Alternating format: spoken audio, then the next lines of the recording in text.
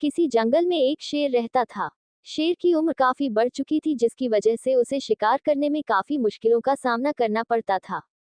बढ़ती उम्र और शिकार ना मिलने के कारण वह दिन प्रतिदिन कमजोर होता जा रहा था।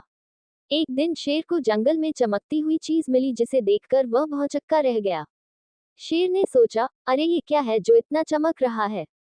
मैंने पहले तो जंगल में ऐसी कोई चीज नहीं देखी। शेर उस चमकती हुई चीज को उठा लेता है और उसे अपने पास रख लेता है। वह सोचता है, शायद यह आगे चलकर मेरे काम आ जाए। अगर वह कभी किसी इंसान को इसका लालच दूंगा तो वह मेरे पास जरूर आएगा। कम से कम मेरे भोजन का इंतजाम तो हो जाएगा। शेर सोने के कड़े को अपने मुंह में दबाए चल रहा था कि उसे एक आहट सुनाई देती है। वह उस आहट को बड़े ही ध्यान से सुनता है और फिर उसी दिशा में चला जाता है जहां से आवाज आ रही थी। शेर देखता है कि एक ब्राह्मण सामने से आ रहा है और फिर वह उस ब्राह्मण की ताक में झाड़ियों में छुपकर बैठ जाता है। जैसे ही ब्राह्मण शेर के सामने से गुजरता है तो शेर उसे आवाज देता है। ब्राह्मण रुक जाता है और अपनी नजरें चारों तरफ दौड़ाता है, लेकिन उसे कुछ नजर नहीं आता। ब्राह्मण कहता है, भाई तुम कौन हो जो इस तरह से मुझे आवाज लगा रहे हो?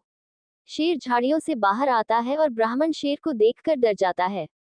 शेर कहता है, मैं यहाँ से गुजर रहा था कि मुझे ये सोने का कड़ा मिला।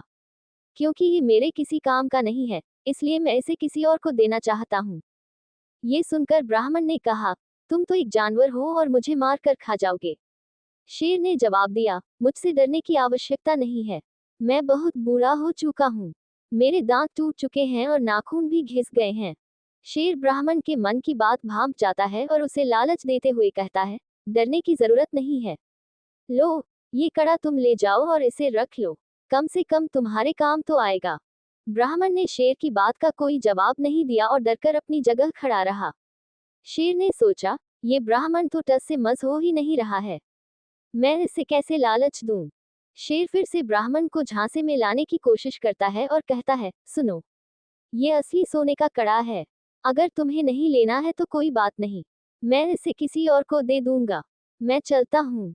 ब्राह्मण सोचता है, अगर इस शेर को मुझे बेवकूफ बनाकर खाना ही होता तो मुझ पर ये कब का हमला कर चुका होता। अब तक इसने हमला नहीं किया है। शायद ये सच बोल रहा है। मैं बेकार में ही इससे डर रहा हूँ। ऐसा सोचते हुए ब्राह्मण उस कड़े के लालच में शेर के पास चला जाता है। जैसे ही वह शेर के पास पहुंचता है, शेर ब्राह्मण को मारकर खा जाता है और लालच के कारण ब्राह्मण की मृत्यु हो जाती है। सारांश, हमें सदैव अपने विवेक से काम लेना चाहिए और किसी भी प्रकार के लालच में नहीं आना चाहिए।